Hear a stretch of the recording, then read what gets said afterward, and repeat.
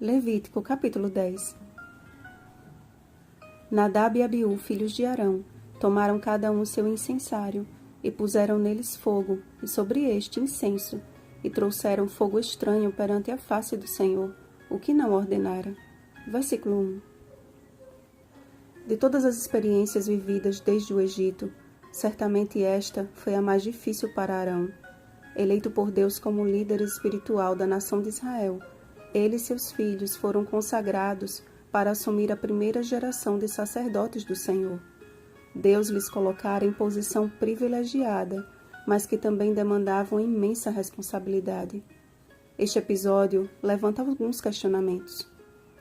Se Deus sabia que Nadab e Abiú não seriam fiéis, por que não os excluiu da eleição?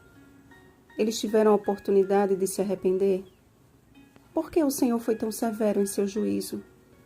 Não poderia haver um jeito diferente de resolver a situação?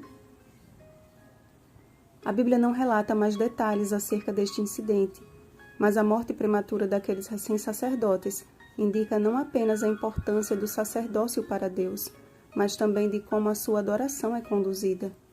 O fogo no santuário era uma manifestação de Deus no meio do seu povo, um sinal de sua aprovação aos sacrifícios ali oferecidos, e a expressão fogo estranho simbolizava a tentativa humana em acrescentar os seus esforços no plano divino.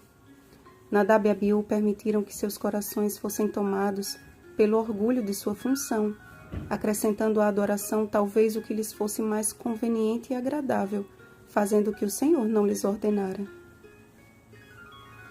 Basta uma leitura superficial deste capítulo, para que muitos pintem uma tela de um Deus carrasco que tinha prazer em fulminar pecadores.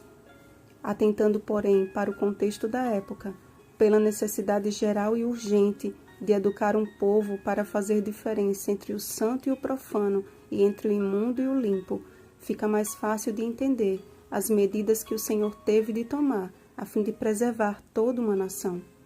Apesar das muitas deficiências e limitações daquele povo, era dele que viria o Messias, o Salvador do mundo. O Senhor precisava intervir e impedir que a insensatez daqueles recém-sacerdotes fosse causa de apostasia entre o povo. O silêncio de Arão, diante de tão terrível tragédia familiar, marcou o início de seu sacerdócio com o derramamento de sangue mais difícil de seu ministério. Ele pôde sentir a agonia que Deus Pai sentiria quando contemplasse a morte de seu unigênito. Arão não pôde chegar perto dos corpos de seus filhos, e nem sequer pôde chorar ou observar o período e rituais de luto. Deveria permanecer no tabernáculo com os filhos que lhe restaram, somente a ouvir e contemplar a lamentação de toda a casa de Israel pelo incêndio que o Senhor suscitou. Quão machucado não deveria estar o coração do velho sacerdote! Como comer das ofertas daquele dia diante de tamanho infortúnio? Sabem, amados, em matéria de adoração, Deus não abre mão de que sejam observados os princípios por Ele estabelecidos em Sua palavra. Em nenhum outro momento da vida de Jesus encontramos Ele reagindo de forma tão enérgica quanto quando expulsou os cambistas do pátio do templo. O local designado para adorá-lo deve ser um lugar onde tão somente o resultado seja a verdadeira adoração, através da manifestação do fogo do Espírito. Quando o homem age pelo impulso de suas próprias paixões e vontades, confundindo adoração com sensações, está acendendo fogo estranho em lugar sagrado, incitando a ira de um Deus que é santo, santo, santo.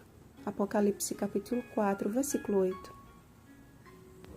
Nunca a Igreja viveu um momento tão crítico e confuso como este em que vivemos. Assim como na época de Jesus, há uma clara divisão de grupos erguendo bandeiras, a do extremismo e a do liberalismo. E neste conflito interno, muitos têm esquecido da única bandeira que deveríamos defender. O Senhor é minha bandeira. Êxodo capítulo 17, versículo 15. Arão sofreu a morte de seus filhos, mas o Senhor a sofreu muito mais. Deus não tem prazer na morte de ninguém. Ezequiel capítulo 18, versículo 32.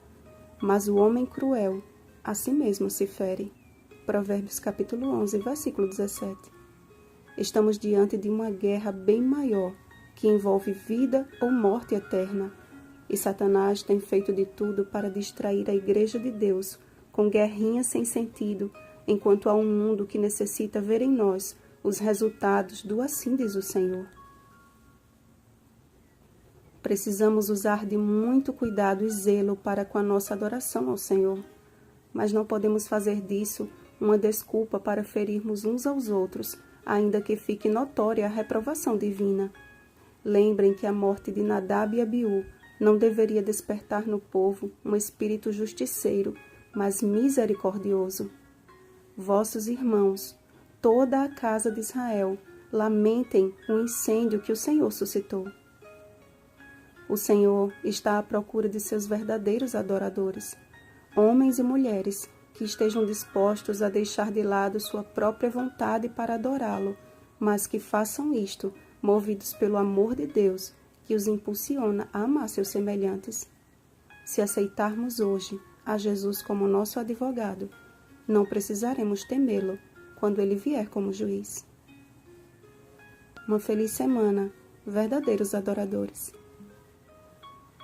Rosana Garcia Barros.